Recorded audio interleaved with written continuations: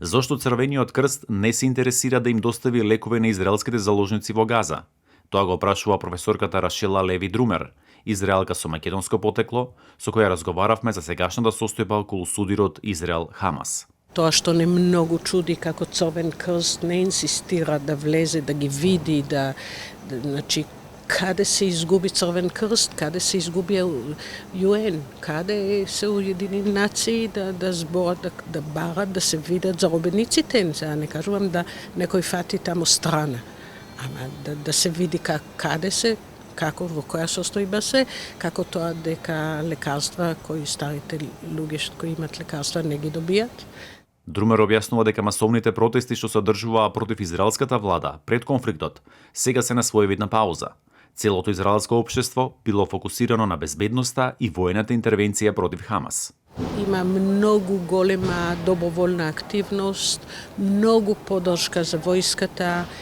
Осеќаме дека ова е борба на нашиот живот. Значи, ако ова не смееме да го изгубиме.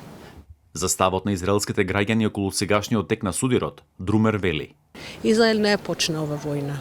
Израел не е одговорен за ова војна.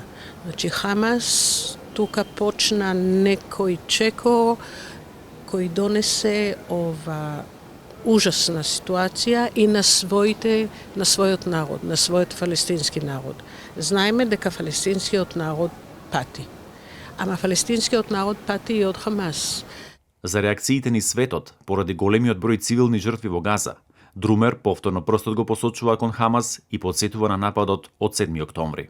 Израел не е таков народ кој сака да штети жени, деца, сигурно да убија, сигурно не да ги доведе на ова ситуација. А Хамас, тоа што става своите граѓани на опасност, тоа е одговорност на Хамас. Вели дека меѓу израелците има сочувство за загинатите цивили во Газа. При тоа посочува дека целта на војната интервенција не се палестинците, туку искоренување на организацијата Хамас, за која вели дека е целокупна закана за мирот. Цивилната популација од Газа мора да живее и они бидат ослободени од Хамас. И они се заробеници од Хамас. Многу е жално дека цивилите таму патат. Ама Хамас се служи со нив. Како што се служи со сите ови години. Хамас се служи со цивилите.